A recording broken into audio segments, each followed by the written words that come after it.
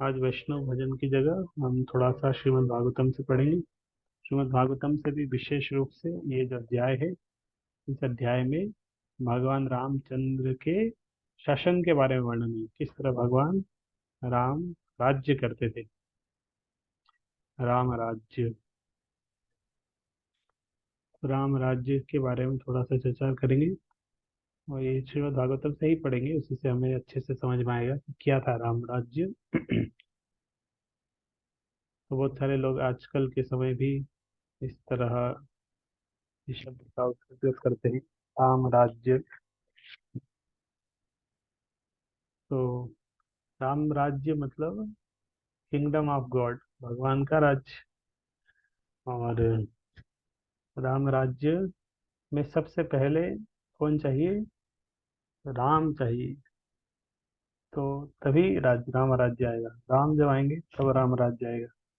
इसी तरह अगर कोई पॉलिटिशियंस हैं जो इस तरह बोलते हैं, तो नेता है, बहुत सारे लोग इस तरह राम राज्य का उपयोग करते हैं, शब्द का उपयोग करते हैं, हम राम राज्य लेके आएंगे, ये करेंगे, राम राज्य आएगा।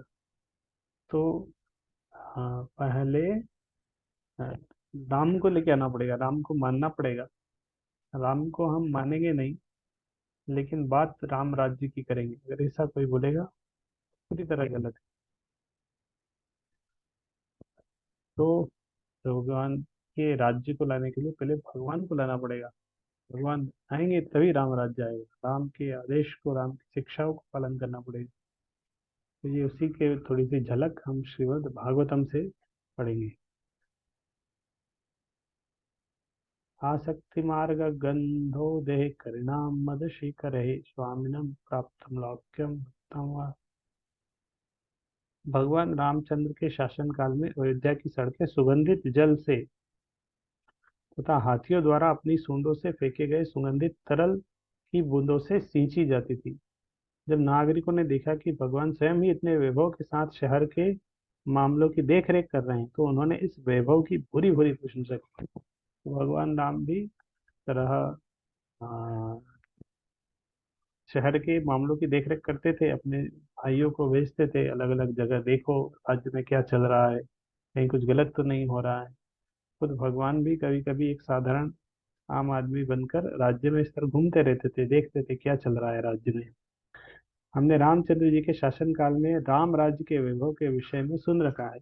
यहाँ पर भगवान के राज्य वैभव का एक उदाहरण प्रस्तुत है।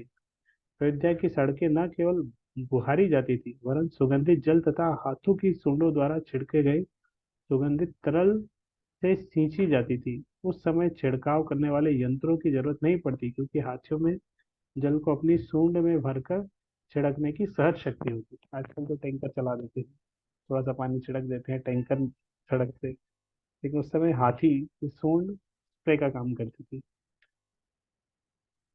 इसे वास्तव से इसे वास्तव में सुगंधित जल से छिड़का जाता था। यही नहीं, नागरिकों को भगवान द्वारा राज्य के सारे मामलों में स्वयं निगरानी करते देखने का सौभाग्य प्राप्त था।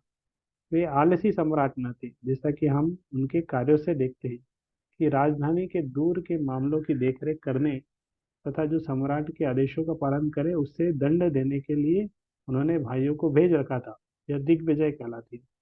नागरिकों को शांत जीवन बिताने की सारी सुविधाएं प्राप्त थी। वे वर्णाश्रम धर्म के अनुसार समुचित लक्षणों से संपन्न थे। तो इस तरह आ, सारी सुविधाएं भी उपस्थित थी। नागरिकों को शांत जीवन बिताने की सारी सुविधाएं, जैसा कि हम पिछले अध्याय में देख चुके हैं। वर्णाश्रम गुणान्विता, नागरिकों को वर्णाश्रम प्रणाली के अनुसार प्रशिक्षण प्राप्त था। लोगों का एक वर्ग ब्राह्मण था, अन्य वर्ग क्षत्रिय, एक तीसरा वर्ग वैश्य था, एक चौथा वर्ग शूद्र था। एक वैज्ञानिक विभाजन के बिना अच्छी नागरिकता का प्रश्न ही नहीं उठता। राजा उदार तथा कर्तव्य परायण होने के कारण अनेक यज्ञ करता था। वो प्रजा को पुत्रवत मानता था। तो भगवान राम इस तरह प्रजा को किस तरह मानते थे? पुत्रवत। नागरिक भी वर्णाश्रम प्रणाली में प्रशिक्षित होने से अत्यंत आज्ञाकारी एवं सुसंयमित थे। ऐसा नहीं कि राम थे बस, राज्य के जो नागरिक थे वो भी पिता की तरह मानते थे।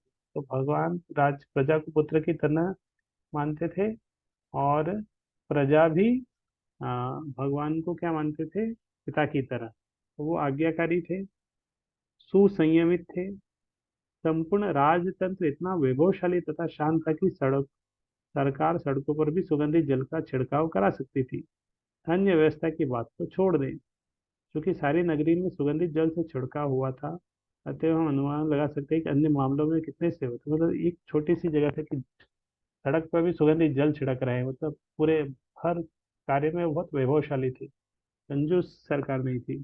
तो भला भगवान रामचंद्र के राज्य में लोग सुखी न क्यों न रहे होंगे। तो सब, हाँ, सब सुखी थे भगवान के आगे, कोई दुखी नहीं था कि यार ये बहुत दुख है। आजकल लोगों को दुखी दुखी रहता है, किसी को नौकरी नहीं मिल रही है, किसी तरह किसी के गरीबी की समस्या है, कहीं खाना नहीं मिल रहा है, भुखमरी की समस्या है। तो इस तरह किसी भी प्रकार की समस्या नहीं थी। तीन प्रकार का जो त्रिताप है, आध्यात्मिक, अधिभौतिक, अधिदैविक, ये तीनों क्लेश नहीं थे। तीन प्रकार के किसी भी राज्य में तीन प्रकार की समस्याएं आएंगी। किसी के आध्यात्मिक, मन और शरीर के कारण तो लोग बीमार नहीं पड़ते थे। उनको किसी प्रकार का दुख नहीं था, शरीर का कोई दुख नहीं था, मन में शांति थी। और दूसरा, दूसरे जीवों से उन्हें कोई कष्ट नहीं था, चोरों का कोई भय नहीं था, चोर डाकू का कोई भय नहीं था। दूसरा व्यक्ति कोई किसी को परेशान नहीं करता था। दूसरे जीव से किसी को भय नहीं था। और अकाल, देवी देवी कोई भी नहीं था, कि ऐसा भी नहीं था कि बहुत पानी गिर रहा है या पानी नहीं गिर रहा है या भूकंप आ रहा है। कोई भी देवी आपदा भी नहीं आती थी। तो तीनों प्रकार के क्लेश नहीं थे उनके राज्य में भगवान के। उसे राम राज्य बोलते थे। तीनों प्रकार के क्लेश नहीं थे, ना आध्यात्मिक, अधिभौतिक, अधिदैविक, और नागरिक पूर्णतः सुखी थे। सारे महल, महलों के द्वार, सभा भवन, चबूतरे, मंदिर तथा अन्य से स्थान सुनहरे जलपात्रों से सजाए और विभिन्न प्रकार की झंडियों से अलंकृत किए जाते थे। तो इस तरह कलश से सजाए थे, अलग अलग जगह कलश से सजाए, ये झंडे लगाए। जहाँ कहीं भगवान रामचंद्र जाते, वहीं केले के वृक्षों तथा फूल फलों से युक्त सुपारी के वृक्षों से स्वागत द्वार बनाए जाते थे। तो भगवान रामचंद्र अगर कहीं जाते थे, इस तरह राज्य में घूमने जा रहे हैं, तो किसी कॉलोनी में जा रहे हैं, तो जिस तरह जाएंगे उस तरफ बहुत उसको सजा देते थे एकदम। इस तरह भगवान आ रहे हैं आज, इस कॉलोनी में आ रहे हैं, तो इस तरह उसको पूरी तरह कैसे सजाते थे, केले के वृक्षों से, फल फूल से, सुपारी के वृक्षों से स्वागत द्वार बनाते थे, भगवान का वेलकम गेट। इन द्वारों को रंग बिरंगे वस्त्र से बनी पताकाओं, वंदनवारों, दर्पणों तथा मालाओं से सजाते, अलग अलग गेट बनते थे और उस तरह फूलों से, पताकाओं से उनको सजाते थे, वेलकम करने के लिए, भगवान का स्वागत। भगवान रामचंद्र जहाँ कहीं भी जाते, लोग पूजा की सामग्री लेकर उनके पास पहुंचते और उनके आशीर्वाद की याचना करते। वे कहते, हे प्रभु, जिस प्रकार आपने अपने सुकर अवतार में समुद्र के नीचे से पृथ्वी का उद्धार किया, उसी तरह अब आप उसका पालन करें। हम आपसे यही आशीष मांगते हैं। तो इस तरह सारे अयोध्यावासी भगवान से इस आशीर्वाद की याचना करते थे, प्रार्थना करते थे कि इस तरह भगवान ने पृथ्वी का उद्धार किया है, और अब वो बोल रहे हैं कि अब आप पालन भी करिए, अब आपने उद्धार किया है, अब हमारा पालन करिए। ये इस तरह आशीर्वाद की याचना करते थे। तत्पश्चात दीर्घ काल से भगवान का दर्शन न किए रहने से नर तथा नारी उन्हें देखने के लिए उत्सुक होकर अपने अपने घरों को त्याग कर महलों की छतों पर चढ़ गए। तो भगवान तो महल में रहते थे, और कभी कभी इस तरह जब शहर में निकलते थे, तो भगवान का दर्शन करने के लिए लोग बहुत उत्सुक हो जाते थे। तो अभी अभी की तरह तो नहीं है कि हर जगह फोटो थे या वीडियो, फोटो, इमेज, सब कुछ था नहीं। दर्शन करना है मतलब भगवान को लाइव देखना पड़ेगा। और भगवान जब शहर से इस तरह निकलेंगे, तो राज्य में आएंगे, शहर में जाएंगे, गली में जाएंगे। और अयोध्या तो बहुत बड़ा राज्य है, छोटा मोटा अभी ऐसा नहीं था, बहुत बड़ा पूरा भारतवर्ष था। तो सब भगवान के दर्शन के लिए बहुत उत्सुक रहते हैं कि कब दर्शन मिलेंगे, तो दर्शन की एक झलक मिल जाए। और जब इस तरह जा रहे होते हैं तो कहीं से निकल रहे होंगे तो सब घरों की छतों के इस पर चढ़ जाते हैं दर्शन करने के लिए। कमल नयन भगवान रामचंद्र के मुखमंडल का दर्शन करके न अघाने के कारण वे उन पर फूलों की वर्षा करने लगे। तो इस तरह भगवान इस जब निकलते थे, फूलों फूलों को लेके छत पर चढ़ते थे। भगवान उधर से जाते थे, फूलों की वर्षा करते थे, उनका स्वागत करते थे। तत्पश्चात भगवान रामचंद्र अपने पूर्वजों के महल में गए। इस महल के भीतर विविध खजाने तथा मूल्यवान अलमारियां थी। प्रवेश द्वार के दोनों ओर की बैठकें मूंगे से बनी थी। आंगन वैदूर्य मणि से के खंभों से घिरा था। फर्श अत्यधिक पॉलिश की हुई मरकत मणि से बनी थी। तो पहले के घर की मतलब अयोध्या के किस तरह घर होते थे हम समझ सकते हैं। अभी तो केवल गिट्टी सीमेंट इस तरह है, लेकिन वहां पे क्या है, मूंगे से बनी है। आंगन वैदूर्य मणि के खंभों से घिरा है। फर्श अत्यधिक पॉलिश की हुई मरकत मणि से बनी है और नींव संगमरमर की बनी थी। सारा महल झंडियों तथा मालाओं से सजाया गया था एवं मूल्यवान चमचमाते मणियों से अलंकृत किया गया था। महल पूरी तरह मोतियों से सजाया गया था और धूप दीप से घिरा था। महल के भीतर के स्त्री पुरुष देवताओं के समान थे और वे विविध आभूषणों से अलंकृत थे। तो भगवान आ रहे हैं तो ऐसा नहीं कि सारे स्त्री पुरुष ने भी सबको अपने आप को अच्छे से सजा के रखा था, आभूषणों के साथ देवता के समान लग रहे थे।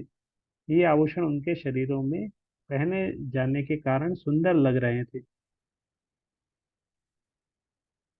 श्रेष्ठ विद्वान पंडितों में अग्रणी भगवान रामचंद्र ने उस महल में अपनी आह्लादनी शक्ति सीता देवी के साथ निवास किया और पूर्ण शांति का भोग किया। धर्म के सिद्धांतों का उल्लंघन किए बिना उन रामचंद्र ने जिनके चरण कमलों की पूजा भक्तगण ध्यान से करते हैं, जब तक चाह दिव्य आनंद की सारी सामग्री का भोग किया। श्रीमद् भागवत के 9वें स्कंद के अंतर्गत भगवान रामचंद्र का विश्व पर राज्य करना नामक 11वें अध्याय का वृत्तांत। तो ये भगवान रामचंद्र का अयोध्या में किस तरह भगवान का स्वागत होता है, किस तरह रहते थे, किस तरह भगवान ने राज्य किया, उसका वर्णन है श्रीमद् भागवतम के 11वें स्कंद में। तो ये भगवान जो रहते हैं आध्यात्मिक जगत